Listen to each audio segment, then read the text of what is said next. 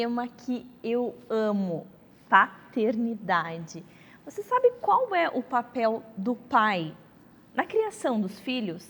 Eu trouxe um terapeuta maravilhoso para nos ajudar a entender um pouquinho sobre a importância dos pais, justamente nessa função de criar os filhos. Alain, bem-vindo novamente. Obrigado. Que tema maravilhoso, como sempre. Sim. Falam para nós um pouquinho sobre essa temática. O papel do pai, eu gosto de falar assim, o papel do pai não é ajudar. O papai não ajuda ninguém. Porque, assim, se a gente pensar nessa ajuda, né, a gente está dizendo que a função toda é da mulher. E, nesse sentido, o homem, a gente foi criado assim, a gente tem que entender também que a gente tem uma história por trás disso, de criação. Então, não dá para a gente querer mudar da noite para o dia uma história que vem, né? Mas o grande papel do pai também é participar junto, é assumir as suas responsabilidades dentro da criação. E isso não porque é para a mulher, não, é para o filho. O filho ou filha, ele sente falta dessa presença masculina. E a gente vê, hoje na nossa sociedade, muito das coisas que acontecem é por uma ausência de pai. Segurança, autoestima, tudo isso tem a ver com essa presença do masculino, né? Que é o pai, muitas vezes representado pelo pai, mas não necessariamente o pai. Sim. Né? Porque a gente está falando de várias possibilidades de família. Mas o masculino traz essa informação da segurança, traz a informação do também ir para a vida. Né? Um dos papéis do pai também é tirar do colo da mãe e entregar para o mundo.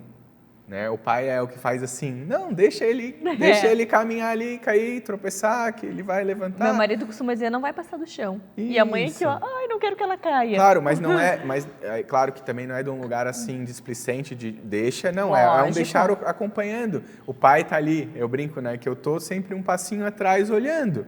Se a gente vê que vai acontecer, a gente tá ali para proteger, mas às vezes a gente vê a mãe assumindo o papel de fazer por.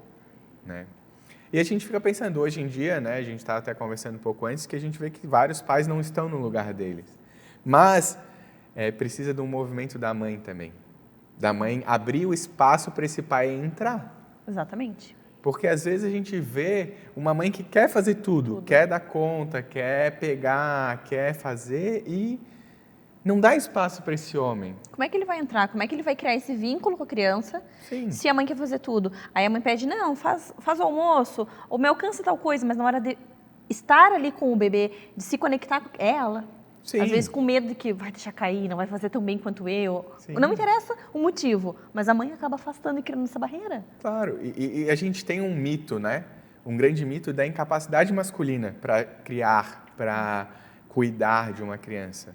Então, não vou deixar ele dar um banho no bebezinho porque eu não sei. E é normal, a gente tem que entender isso. Só que se a gente entra nisso, para o homem, que é um desafio, ele fica bem, porque, então ela faz, eu me acomodo, e a mulher fica com todo o peso, né? E a gente sabe que no começo é a mãe, né? A criança precisa da mãe. Então, o papel do pai é dar o suporte para que esse cuidado seja bem feito. Às vezes é lavar uma louça, às vezes é cuidar, é oferecer uma água, também dar um suporte emocional, né? Porque não é fácil, né? Eu brinco assim, que tem que estar ali, porque se a gente está ali e ainda desestabiliza a mulher que já está, imagina o desafio que é a amamentação. Porque também a gente, no mesmo tempo que tem o mito de que o homem não dá conta, a gente tem o mito que a mulher já sabe tudo. Que a mulher já nasce mãe. Sério, que a gente está aprendendo também, né? Se é o primeiro filho, está todo mundo aprendendo. Né? Então, acho que tem esse papel de importância do pai, né? De ser essa firmeza também e dar esse apoio. Né? Quando a mulher está apoiada pelo marido, está junto do marido, é muito mais fácil. Né? Claro, eu brinco que hoje em dia a gente vê muito mais pais participando. Né? Isso gera outros problemas. Porque daí ele vai querer participar nas escolhas. Antes a mãe escolhia tudo. Escolhia se dava um remédio, se levava então ao pediatra. Hoje em dia já tem pais indo na consulta do pediatra para ver se ele gostou também. É verdade. Então, tem mudado. Tem. Né? Então, é importante isso. Mas principalmente para a criança. A criança ganha muito mais autonomia. Porque o pai nessa energia masculina vem trazer muito isso. O ir para a vida, ir para o mundo. E a mãe tem esse de proteger. E é importante esses dois É importante esse equilíbrio. O equilíbrio é fundamental. Isso, Tu porque não é só tem uma criança muito presa, com medo de tudo, Sim. e não tem uma criança sem medo de nada, que vai atravessar a rua sem olhar para os carros porque eu sou intocável. Então tem o equilíbrio, eu acho a palavra Sim. perfeita, assim, que é o que a gente busca durante toda a vida. Com certeza. Equilibrar tudo, né? E o equilíbrio nesse formato dinâmico, né? Que vai e volta. Porque a gente pensa muito no equilíbrio reto, né? Estático. Não, ele vai e volta. Ora mais liberdade, ora menos. Ora mais acolhendo, ora mais soltando. Né? Mas então, é difícil. É desafiador, É desafiador. Claro. Tu tem que ter confiança. E daí, nesse lugar do homem, que já tem uma tranquilidade de não precisar fazer nada. Porque a mulher assume, a mulher dá conta de tudo. Mas a que preço? Nossa. Ela dá, mas a que preço? Então, o primeiro passo é a mulher precisa apresentar esse filho para o homem. A mulher que precisa abrir o espaço para que esse homem entre. Então, é um grande papel da mulher também deixar que esse homem chegue do jeito dele, Sim. que é o mais desafiador. É. Porque às vezes a gente quer fazer as coisas do nosso jeito. E a gente pensar que eu fui criado de uma forma e meu marido foi criado de outra forma. Então, ele tem um jeito e eu tenho outro. Isso. Não quer dizer que o meu seja certo e o dele errado.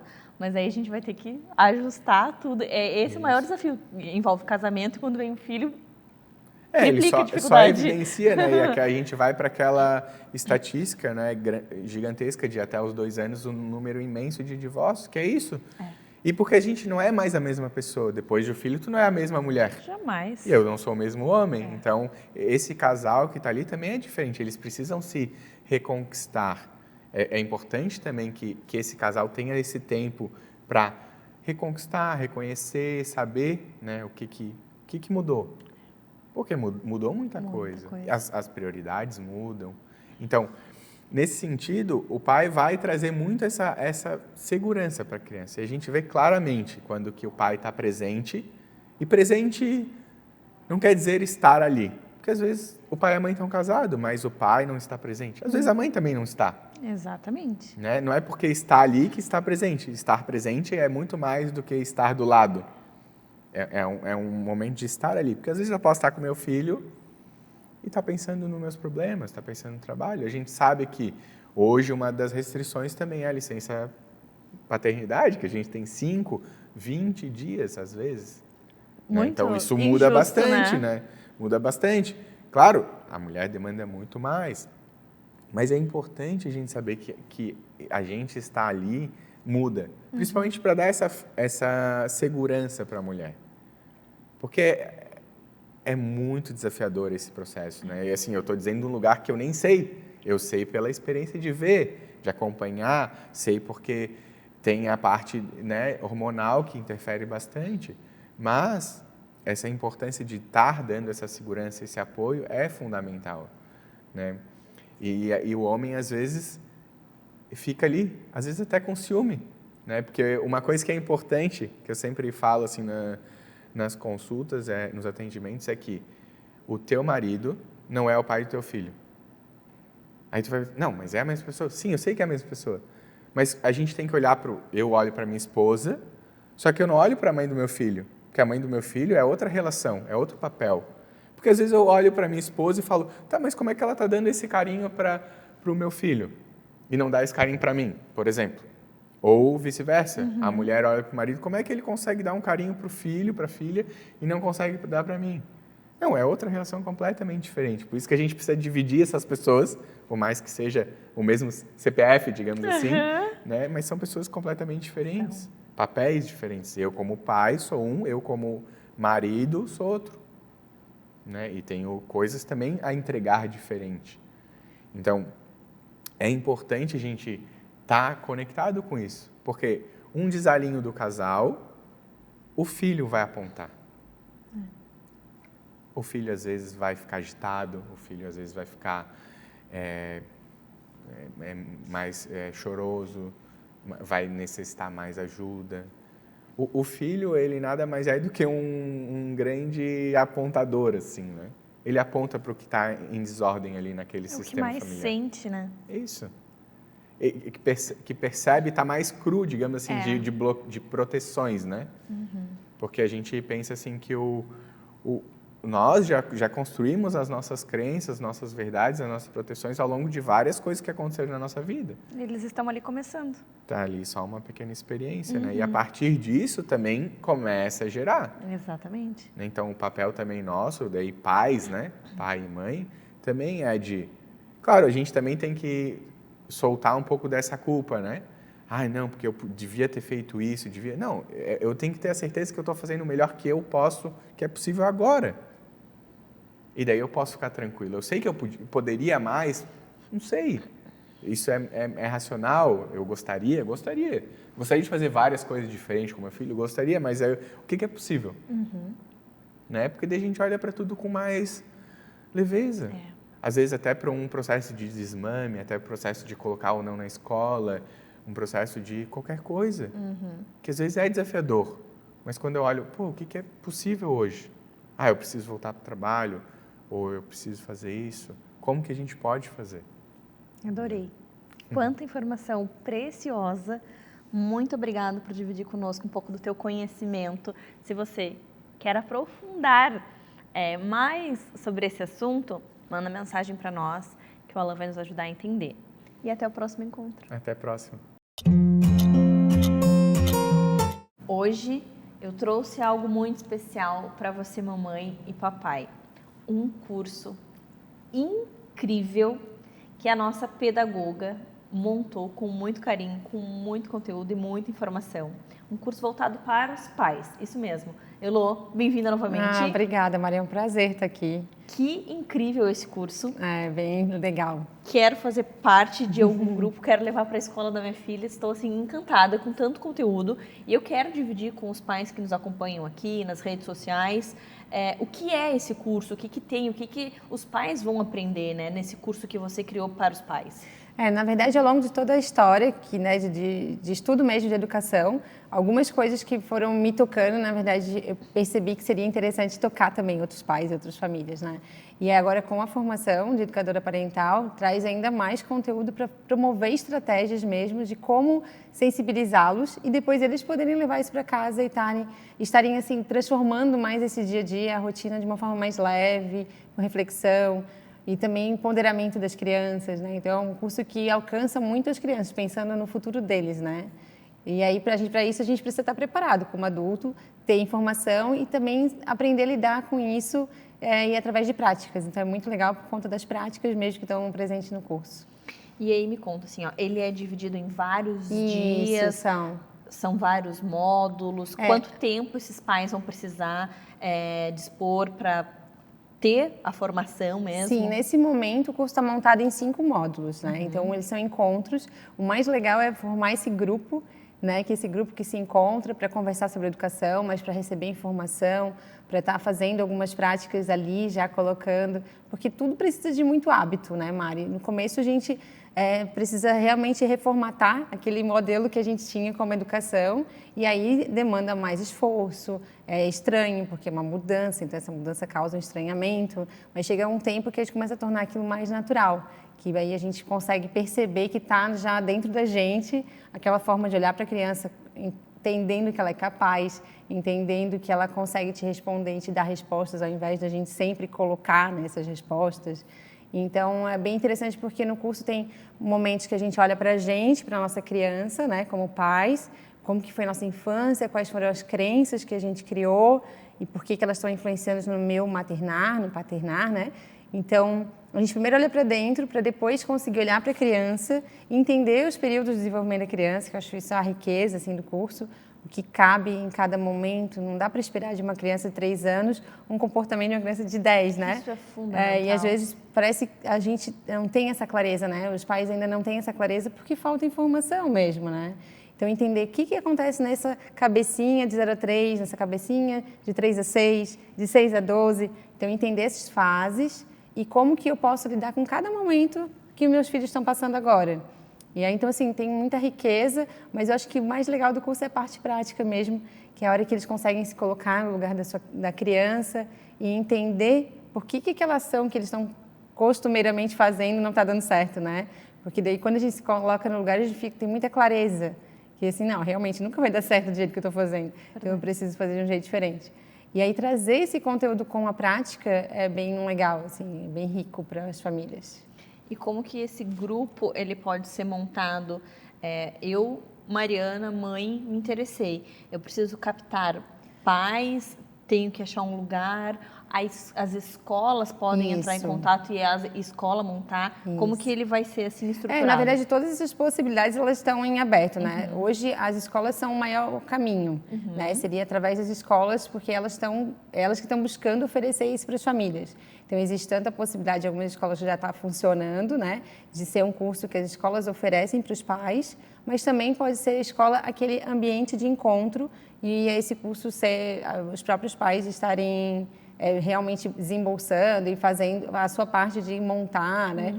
Então, a partir do momento que os pais procuram, né, que tem interesse, a gente está montando turma e está começando a fazer esse estudo. O grupo não precisa ser de pais da mesma faixa etária? Não precisa. É até interessante, né, que a gente possa ter essa multiplicidade, assim. Essa troca, né? Essa troca. Poxa, eu vivi isso e agora estou nessa fase. É muito uma relação muito horizontal, né, Mari? Assim, não tem essa ideia de trazer, impor um conhecimento para as famílias. Então, todo mundo ali está vivendo essa experiência e tem como entender o outro, então tem uma troca muito legal, assim. E a educação positiva, na verdade, é essa a ideia principal, é a gente se colocar todo mundo um do lado do outro, né? Mesmo na relação pai e criança, né, mãe e criança, a relação é horizontal, eu estou junto contigo, né? Eu não estou de encontro aos teus interesses, eu estou contigo, eu quero te ajudar. Então, é uma coisa de muita troca. E essa é a ideia, não teria como ser diferente num curso, né? A gente está ali para construir algo junto e para entender algo junto. Um tem um pouco para ajudar com uma experiência, o outro com outra. Muito rico. É bem rico. E essa formação de grupo é muito legal hoje, né? Porque a gente tem pouco isso na nossa vida, né? Ainda mais que a gente vem de um cenário pandêmico, muito afastamento, muita novidade, em várias fases, a criança que nasceu na pandemia e agora foi inserida na escola, a criança que tinha a escola e foi tirada por conta da pandemia. Então, quando você reúne todas essas pessoas num grupo, que você vê que, poxa, ela também passou pelo mesmo, aquele pai também é parecido com o meu marido. Então, a gente tem uma troca mesmo, porque se tu só olhares ali no computador, é diferente da troca que o grupo te proporciona, né? Sim, aproveitar que a gente pode estar junto, então estaremos juntos, né? E eu acho que é uma coisa muito rica para esse grupo, porque realmente forma essa relação que pode se construir por muito tempo, né? Dependendo do interesse das pessoas, pode ter sempre aquele apoio, né? Um lugar onde encontrar ajuda, um lugar para conversar, né? Então, a ideia, a princípio, são 5 encontros de formação, mas quem sabe esse grupo tem interesse de manter contato e manter os encontros, né? E aí você vai pensando em novos cursos. Sim. E aí você vai ficando dentro desse grupo por muito tempo. E assim, tem muito conteúdo, muito conhecimento, muitas coisas para trocar, né? Eu acho que tem experiências muito ricas para a gente proporcionar para essas pessoas. Então, a partir do momento que as pessoas estão abertas a conhecer, vão ver que existe um mundo de possibilidades e estratégias para lidar com os desafios, para entender que são os desafios que a gente ensina, né? E aí conseguir encarar isso de uma forma mais leve mesmo, se colocando como adulto, né? Preparado, mas que é um adulto que está ali para ajudar o seu filho e não para entrar em choque, né? É verdade. E cada encontro vai ter duração de quanto tempo, mais ou menos? Então, o modelo que a gente está seguindo agora é de 1h30. Então, são encontros não tão extensos, que a intenção é realmente ter aquele tempo de presença, né? É aquele tempo que a gente está ali presente, junto, e conhecendo a realidade das famílias. E quando as crianças são menores, a gente sabe que não dá para ter um curso com um longo tempo de duração. Seria maravilhoso também poder passar uma tarde só conversando sobre isso, mas todo mundo tem as suas demandas, né, de casa, de família, de criança. Então tem que ser bem real com a nossa, né, o que a gente pode estar fazendo nesse momento, né? Então, como tem uma demanda grande de pais recentes, que com crianças pequenas, então é bem para atender esse público a princípio. Mas estamos aí para montar algo maior. Elo, e com a tua experiência, com tudo que você estuda e com todos os cursos que você já deu, já viu assim acontecer, o que você pode dizer para uma família que faz o seu curso? O que muda? Assim, os depoimentos são muito legais, Mari, porque a gente sabe que uma mudança pequena, ela para a educação da criança ela é muito significativa, né? Então, a gente percebe assim, que entender a infância, entender aqueles momentos que a criança está vivendo, e os pais conseguirem virar a chave, né? Fazer de outro jeito, ver solução, porque muitas vezes os pais ficam assim, eu não sei mais o que fazer, eu não sei mais o que fazer. Então, a gente precisa oferecer o que fazer. Aí, quando eles percebem que existe outra forma e que eles só precisam, né, naquele momento, estar atentos e não ir no automático, né? Realmente refletir para saber como agir. Então, a mudança ela acontece e é muito significativa, porque a gente percebe na criança, né, que no final a criança muda, né, que a criança se torna muito mais autônoma. Então, a família começa a relaxar porque percebe que está surtindo efeito, né, que a gente... Não existe milagre, né? Mas é um processo muito respeitoso e que a gente consegue replicar ele porque está dentro da gente a mudança, né? Daí começa a ficar dentro da gente, daí acontece naturalmente. É um processo muito bonito. Então, os depoimentos são muito legais. Que lindo. Gratificante. Obrigada. Obrigada também, Por né? pensar tanto nas famílias, por sempre querer dividir o seu conhecimento com outras pessoas. Ah, sim. Sabe que esse é o objetivo maior, né, Mari? Sei. Te conheço e sei muito sobre isso. E eu tenho certeza que isso que a Elo falou, para qualquer família que tiver contato com ela e buscar realmente se informar, vai ser incrível, vai ser transformador. E é isso que a gente quer. A gente quer transformar a educação, a gente quer criar super seres humanos e a gente precisa de um caminho. E a Elo está trazendo um lindo. Obrigada, querida. Obrigada, eu agradeço. Até a próxima. Agora nós vamos falar sobre o uso de sondas em crianças, é claro, com a nossa gastropediatra. Bem-vinda novamente. Obrigada, Mari. Cabelinha, me conta então um pouquinho sobre esse assunto. Quando você me falou sobre o tema, eu já fiquei apreensiva, já fiz aquela carinha assim de dor. E é isso que você realmente quer nos ajudar como mães a não fazermos carinha de dor. Você quer mães confiantes e quer nos ajudar com informação a não ficar tão apreensivas quando a gente fala nesse assunto, né? O uso de sonda para alimentação, né? Então, assim, eu não sei se é uma questão cultural nossa, e quando alguém fala que vamos precisar, a gente fala passar uma sonda, né? É o nome que a gente acaba usando na prática. Se a gente pensa em cuidado paliativo, eu não sei o que acontece, mas a gente não gosta, né? E não é só os pais, a resposta dos pais. Quando a gente está eu trabalho com os estudantes também, os acadêmicos de medicina, os residentes, quando a gente fala essa criança vai precisar de uma sonda para recuperação nutricional. A cara de todo mundo é, não, você não pode fazer esse olhar, porque ainda mais quando, né, pensando no residente de pediatria, no estudante que está em aprendizado, mas por quê? Então, quando a gente indica o uso de uma sonda, a gente está indicando porque naquele momento aquela criança precisa de ajuda para se alimentar. Essa ajuda para se alimentar, ela vem por diversas razões. Então, às vezes eu vou ter uma criança que tem uma dificuldade para engolir, uma disfagia, que isso pode ser momentâneo ou pode ser uma situação de vida dela, como nos pacientes especiais, né? Eu posso ter uma situação onde a criança tem uma doença intestinal grave, que teve muita perda de peso e eu preciso acelerar essa recuperação, porque então, eu sempre brinco, tem que olhar para a sonda com amor. Quando a criança está internada, tem que olhar para a sonda como se fosse assim, um atalho para a alta. Por quê? Porque quando eu tenho essa oportunidade de usar uma sonda para alimentar, eu consigo alimentar a criança o tempo inteiro.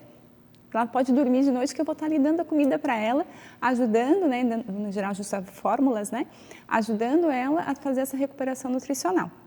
Então, eu posso usar em geral, a sondinha, uma sonda que a maioria das vezes, uma sonda pelo narizinho, que pode parar tanto no estômago quanto no intestino. Então, a gente vai ser uma nasogástrica ou uma nasojejunal.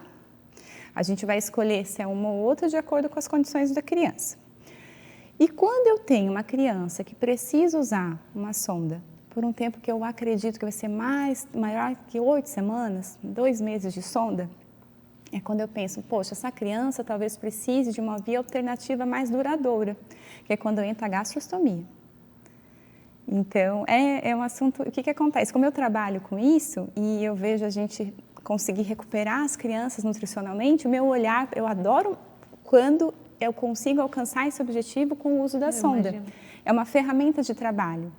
E até pensando na gastrostomia, o que os estudos mostram? As famílias sempre têm muito medo também, né? E é como se fosse, eu brinco, às vezes parece uma má notícia, né? A gente vai precisar de uma sonda, a gente vai precisar de uma gastrostomia, mas é uma interpretação.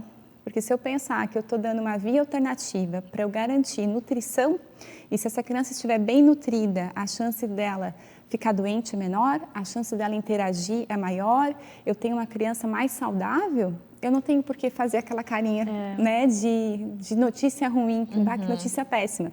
Sim, às vezes ela vem num contexto que não está bom, mas o pensamento é esse, eu quero ajudar essa criança a se recuperar de forma mais rápida, em geral, e essa recuperação é nutricional, nesse sentido, a maioria das vezes. Às vezes eu preciso da sonda para garantir medicação. Então, por exemplo, eu tenho pacientes que precisam tomar muitos remédios, muitos, assim, muitos mesmo. Então, o uso de uma sonda duradoura, né, uma gastrostomia, garante que a mãe consiga dar esses muitos remédios várias vezes ao dia de forma tranquila, de forma leve. Do que pensar em ter que oferecer para uma criança de 3 anos medicação via oral várias vezes. A gente sabe, né, quando os filhos da gente ficam doentes, que parto que é conseguir medicar. Né? Às vezes tem uma época que eles não entendem bem, mas tem época que não, que é... né, respira fundo e vamos, né? Então esse é o pensamento e é por isso que é importante a gente desmistificar como sendo uma coisa ruim, uma notícia ruim, mas de repente não, é uma maneira de cuidar, é um cuidado. Então, quando você fala nesses 2 procedimentos, o cenário é hospitalar? Não, não, assim não. Então, por exemplo, às vezes eu preciso essa passagem de sonda, em geral a gente acaba fazendo em ambiente ambulatorial ou hospitalar, né? Então essa família vai ser treinada a usar a sonda. A maioria das vezes vai ser em ambiente hospitalar, se treina e depois vai para casa. E ela vai para casa com a criança com a sonda? Às vezes sim.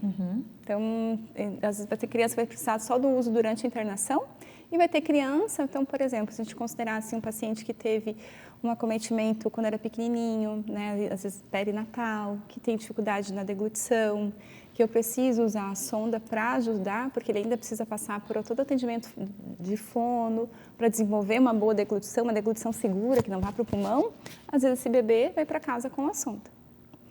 Então, e é esse bebê que muitas vezes precisa da gastrostomia. Que esse procedimento, a gastrostomia, a gente pode fazer por endoscopia ou por cirurgia. Daí também a gente precisa avaliar, então eu trabalho com as gastrostomias endoscópicas e eu cuido desses pacientes.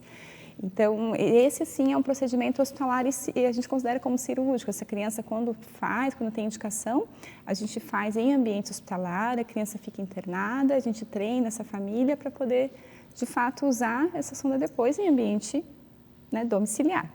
Então, esse é o pensamento. Entendi. E daí, existe um tempo para ficar? Cada caso é um caso? Mari, cada caso é um caso. Então, assim, por exemplo, eu falei de um bebezinho pequenininho que precisou eu sei que ele vai precisar de alguns meses de uso de sonda, porque eu tenho todo um trabalho com a fono. Né? Assim, para ele, de fato, conseguir atingir 100% do que precisa, comendo pela boca e ficando bem. Ganhando peso, sem engasgos, sem pneumonias, tudo bonitinho. Esse é um candidato de quando eu alcanço 100%, eu retirar. Outra coisa, assim, às vezes paciente em terapia oncológica, que eu sei que naquele período de quimioterapia, ele vai precisar de um suporte nutricional. Então, às vezes, essa sonda vai ser usada durante esse momento. Então, depende muito do caso mesmo. E eu vou ter situações especiais que a gente sabe que o paciente não vai ter a oportunidade de retornar com a via oral. Então, para esse paciente, ele vai ficar com a gastrostomia em geral, nesse caso, por toda a sua vida. Nesse paciente, a gente primeiro faz uma gastrostomia e depois ele vai trocando o que a gente chama de bottom, que parece um botãozinho, assim, não sei se você já viu, rente à pele. Então, que a gente faz as trocas a cada 6 meses e vai conduzindo o paciente, acompanhando assim de pertinho. E é nesse paciente, quando a gente conversa com os familiares, aqueles que tiveram medo e que prorrogaram, né, a realização, eles depois relatam assim, poderia ter feito antes. É muito mais tranquilo e é muito mais fácil de cuidar, tendo a ajuda da gastro. Eu brinco com as mães, porque às vezes acontece assim, parece que a gente está tirando a via oral e mãe gosta de dar comida, né? A gente gosta de alimentar. Então, quando a gente pensa na sonda, parece que estão roubando da gente o direito de alimentar o nosso filho. É curioso, né, como a cabeça da gente funciona. Mas não, eu só estou dando uma via alternativa de alimentar o filho. Se às vezes não vai via oral, vai via gastro. Né? Então, e o que vai ali, em geral, a gente usa fórmulas especiais Mas há situações que a gente consegue usar, né, uma comidinha liquidificada e, conforme o caso, você une as coisas. Come via oral e usa gastro também. As duas coisas. No que não foi por via oral, você complementa via gastrostomia ou via sonda. Nossa, que trabalho. Bem lindo, né? Muito lindo, parabéns, obrigada por dividir conosco, adorei, mudei a minha visão. Não é? Realmente é a solução, né? É uma alternativa. Isso. E a gente tem que fazer uma cara de feliz e agradecer por ter essas alternativas para os nossos filhos, Isso, né? ter a oportunidade de cuidado, né? É verdade. Obrigada, Camilinha, até a próxima. Até, amor. Vamos falar sobre fadiga adrenal com a nossa endocrinologista pediátrica, a doutora Lide. Bem-vinda novamente. Tudo bem? Como vai, Mari? Tudo bom. Que tema interessante. Acredito que muita gente tenha dúvidas sobre esse assunto. Então, eu queria que você falasse um pouquinho para nós sobre essa fadiga, o que é, como que a gente trata, enfim. Então, fadiga adrenal, a gente tem muita falácia na internet. Então, tem muita coisa, às vezes, que a gente vê e não é realmente aquilo que é o que acontece, né? E na endocrinologia, seja endocrinologia geral ou endocrinologia pediátrica, isso ocorre muito, tá? Então, eu vou falar um pouquinho o que seria primeiro a adrenal. A adrenal, ela é uma glândula que produz hormônios que são importantíssimos para a nossa sobrevivência. Fica próximo ao rim, por isso o nome é suprarrenal ou adrenal. Ela produz alguns hormônios, cortisol, tá? Que é o hormônio que muita gente fala que é o hormônio do estresse, o hormônio que engorda, mas ele tem outras funções importantes para o nosso organismo, tá? Sem o cortisol, a gente morreria, porque o cortisol é importante para manter a nossa pressão arterial, tá? Então, sem ele, a gente tem crise de hipotensão, podendo entrar em choque. Então, é um hormônio importante. Só que em excesso, ele pode ter alguns efeitos colaterais, como aumento de peso, retenção de líquidos. Então, às vezes, as pessoas falam, né, que um hormônio pode ser ruim, mas ele tem o seu efeito bom também. Sim, né? Então, não dá para retirar, né? Exatamente, cuidado com o que a gente escuta na internet. A adrenal ela também produz aldosterona, que é um hormônio envolvido também no controle da pressão arterial, produz alguns hormônios masculinos, então mesmo nós mulheres, nós também produzimos hormônios masculinos, né, ali na suprarrenal. E os homens também, claro, ali produz a produção do testículo e da suprarrenal. E além disso tem produção de catecolaminas, como noradrenalina, que também são importantes para a manutenção da pressão arterial. Então, por exemplo, situações de choque, de estresse, um acidente, uma doença aguda, a gente vai ter aumento desses hormônios da adrenal, e isso é importante para a nossa sobrevivência, né? E aí veio essa falácia na internet de fadiga adrenal, que quando em situações de estresse crônico, né? E aí não estresse crônico assim de uma doença grave, né? Mas assim, cansaço crônico, que poderia levar a uma fadiga, que a nossa adrenal parasse de produzir esses hormônios, né? E o que aconteceria? Se a gente tem uma queda da produção dos hormônios da adrenal, a gente vai ter sintomas como hipotensão, fraqueza muscular, fraqueza mesmo no geral, a gente pode ter náuseas, vômitos, dor de cabeça, diarreia. São sintomas bem inespecíficos, certo? E aí se criou esse termo, fadiga adrenal. Então, o estresse crônico, a adrenal entrou em fadiga, vamos repor o hormônio da adrenal, né? Então, tem muitas, classe médica mesmo e outras, né, que acabam tratando, dando hormônios para a pessoa, corticoide, hormônio masculino, por causa de uma fadiga adrenal. Mas, se a gente pensar, os sintomas são bem inespecíficos, né? Eu falei, fraqueza, cansaço, insônia, náuseas, vômitos, são sintomas inespecíficos. Mesmo uma depressão, um estresse crônico pode ter esses sintomas sem que a nossa adrenal esteja em mau funcionamento, né? Então, assim, esse tema fadiga adrenal não é muito verdadeiro, a gente tem que sempre ir atrás. Existe a doença, né, o hipocortisolismo, uma doença em que realmente a nossa adrenal não funciona. Então, existem algumas doenças raras, endócrinas, como uma hiperplasia congênita de suprarrenal, que a criança pode ter desde que nasce, né, manifestar desde que nasce. A gente tem a doença de Addison, que é uma doença em que também a suprarrenal ela acaba parando de trabalhar, né? Então, nessas doenças, a gente vai ter uma falta desses hormônios e a gente vai ter realmente esses sintomas decorrentes da falha da produção hormonal, né? E aí, realmente, a gente vai ter que ter um diagnóstico. o médico endocrinologista ele vai atrás, ele vai ter que fazer vários exames laboratoriais, de imagem.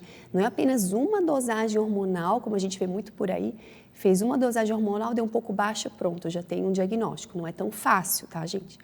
E se o médico fechar o diagnóstico, aí sim, ele vai fazer o tratamento daquela doença. Mas são doenças mais raras, né? Mais incomuns, mais graves. E não é simplesmente assim um quadro de fadiga adrenal, um cansaço, como as pessoas às vezes pensam, né?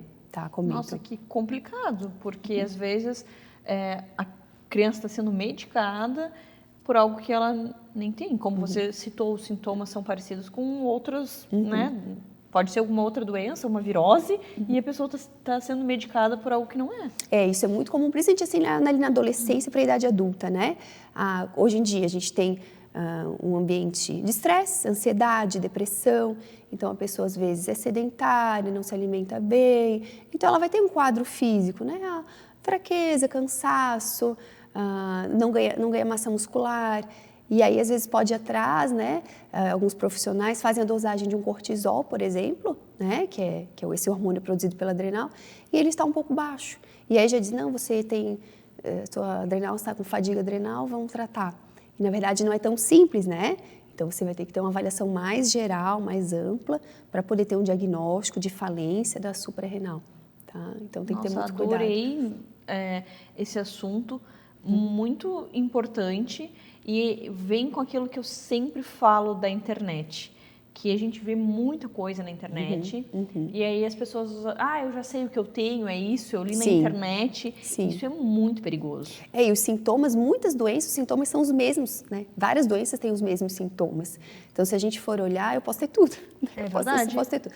Não é bem assim, né? A gente tem que ir atrás, né, do profissional para fazer o diagnóstico correto, né? Nossa, Lidy, muito obrigada por trazer essas informações para nós, por dividir conosco tanto conhecimento. Eu sempre falo, busca realmente um profissional qualificado.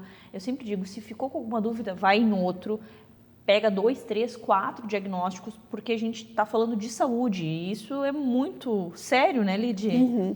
Depois de um diagnóstico, por exemplo, como uma doença dessa, né, uma hiperplasia congênita de suprarrenal, você vai ter que tratar a vida inteira. Sim. Né? Então, é um diagnóstico importante, né? Não, tem que ter certeza. É verdade. Muito obrigada e até a próxima. Até a próxima, gente.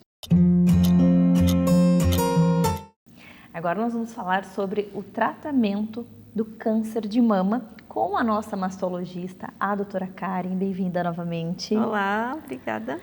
Me fala então um pouquinho sobre como que é feito o tratamento da mulher que foi diagnosticada com câncer de mama e também homens têm câncer de mama também. Me fala também já sobre isso, sobre essa incidência de câncer de mama em homens. Então, isso gera muita dúvida nas mulheres, né? E muito medo, assim, do desconhecido, do que vai enfrentar, né? A primeira coisa que a gente tem que ver é qual é o tipo do câncer de mama. Dependendo do tipo, é que vai nos guiar no tratamento. Então, quando é um tumor num estágio bem inicial e se ele é do tipo in situ, que a gente chama, o tratamento é bem mais leve, mais tranquilo, né? Às vezes nem precisa de quimioterapia, ou às vezes também, mesmo sendo do tipo invasivo, se ele é de um tipo mais querido, a gente diz mais tranquilo, né? De multiplicação lenta, menos agressivo, também às vezes consegue fugir da tão temida quimioterapia, que é a pior parte do tratamento para alguns pacientes, né? Como é que é a quimioterapia? O que é? Como que ela é feita? A quimioterapia nada mais é do que uma medicação feita na veia. Então, é como se fosse um soro, né? Então, o paciente vai na clínica, normalmente em sessões a cada 10 ou a 20 dias, é pego uma veia e fica lá numa poltroninha tomando a medicação por cerca de 2 a 3 horas, depende do caso. Os sintomas é mais assim, enjoo, mal-estar, mas não é na hora. Normalmente é 3 ou 4 dias depois. Claro que depende da pessoa, depende da medicação, né? E aí é que tá tão temida a queda de cabelo, né? Tem uma das medicações utilizadas que pode dar a queda de cabelo. E como é um tratamento longo, porque são muitas sessões, demora cerca de 5 a 6 meses para terminar tudo, né? E às vezes se a paciente ou o paciente não está tolerando bem ou deu alguma alteração em exame, por exemplo, o coração ficou fraco ou está com muita anemia, tem que atrasar um pouco a próxima sessão. Então isso faz com que às vezes se prolongue um pouquinho mais, né? Mas basicamente o tratamento tem 3 grandes fases, né? A cirurgia, a quimioterapia e a radioterapia. Na maioria dos casos, a gente faz primeiro a cirurgia para retirar o tumor ou as calcificações, a área alterada da mama. Isso também se faz em homens, né? Em homens é retirada toda a glândula, e em mulheres depende, né? Se é um tumor pequeno, uma mama grande, consegue tirar só um pedacinho. Se é muito extenso, mama pequena, às vezes tem que tirar toda a mama. Aí depois que faz a cirurgia, normalmente, quando precisa, faz a quimioterapia. E aí, depois da quimioterapia, que faz a radioterapia. A radioterapia é bem mais simples, pelo menos para a mama. Ela é em cerca de 1 mês, né? São em média 20, 25 sessões. E o paciente vai na clínica de radioterapia. É como se fosse uma câmara de bronzeamento, né? Ele recebe aquela radiação e a pele do lado recebido fica mais bronzeadinha, às vezes, né? Depende do aparelho também, da intensidade. Então, os sintomas que pode acontecer é queimar a pele, ficar mais inchada, mais edemaciada, né? Pode dar um pouquinho de dor local, mas os sintomas são mais locais, ali onde recebeu a radioterapia, né? E aí é dado, claro, orientações, né, de cuidados de géis que pode passar para manter a pele mais hidratada. Entendi. E a pessoa que faz a quimioterapia? Você falou que na maioria dos casos a pessoa perde o cabelo. Existe caso, então, de que a pessoa não vai ter queda capilar? Tem, principalmente quem consegue usar o que a gente chama da touca, né? Tem uma touca que algumas clínicas possuem ou fornecem o aluguel delas, que ela é geladinha. E então, durante a sessão, a mulher coloca a touquinha e pelo congelamento do folículo do cabelo, reduz a chegada do quimioterápico ali no cabelo. Olha só. Porque contrai os vasos, né? E aí não chega tanta medicação ali. E aí consegue preservar. E normalmente começa a cair depois de 2 ou 3 sessões. Então, fazendo a touquinha, às vezes ajuda a não perder. E quando a gente pensa em perda do cabelo, não é só o cabelo, são todos os pelos do corpo? Também acontece queda da sobrancelha, dos cílios, é mais lento e mais tardio, né? Mas acontece também. Entendi. E daí essa é a parte mais agressiva do tratamento? Isso. E depois tem também, dependendo do tipo do tumor, o que a gente chama de terapia-alvo ou hormonioterapia. Então, por exemplo, tem alguns tipos de tumores que respondem a hormônio. Então, depois disso, eles começam a usar um comprimidinho por 5 ou 10 anos, que é para evitar que a doença volte. Né? Então, vários estudos mostram que usar essa medicação vai aumentar a sobrevida, né, dessa pessoa nos próximos anos e aumentar os anos livres de doença, que a gente chama.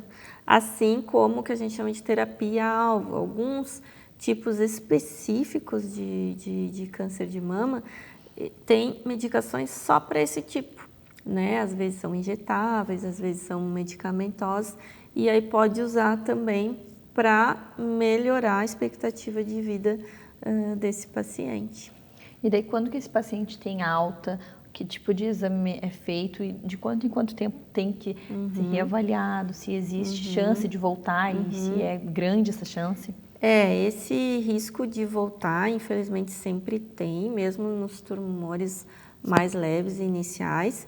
E A alta vai depender muito do tipo e de como que foi o tratamento, mas normalmente nos primeiros 2 anos o controle é semestral, depois fica anual e, em média, no mínimo 10 anos de acompanhamento, dependendo do tipo do tumor. Tem alguns que tem que ser a vida inteira. E aí são consultas, exames, isso. para ficar sempre analisando como é que tá aquela mama, se mudou alguma coisa. Exatamente. Se não teve o que a gente chama de recidiva, né, voltar o tumor ou na mama ou a distância que a gente chama, né, se não teve metástase. Então é tanto a consulta para examinar a mama, as axilas, para ver como que tá, quanto os exames. Então faz exame de sangue, faz tomografia, faz um exame do osso chamado cintilografia óssea. Então é tudo para ver se não tem também tumor no resto do corpo. Entendi. Que interessante. Quanta informação preciosa. Parabéns por esse trabalho incrível, que eu tenho certeza que vocês, toda a equipe, salvam muitas vidas. E eu espero que você tenha entendido um pouco mais sobre o tratamento do câncer de mama. E se ficou com alguma dúvida, você já sabe, é só mandar mensagem que a nossa mastologista nos ajuda a entender. Obrigada e até a próxima. Obrigada também, até mais.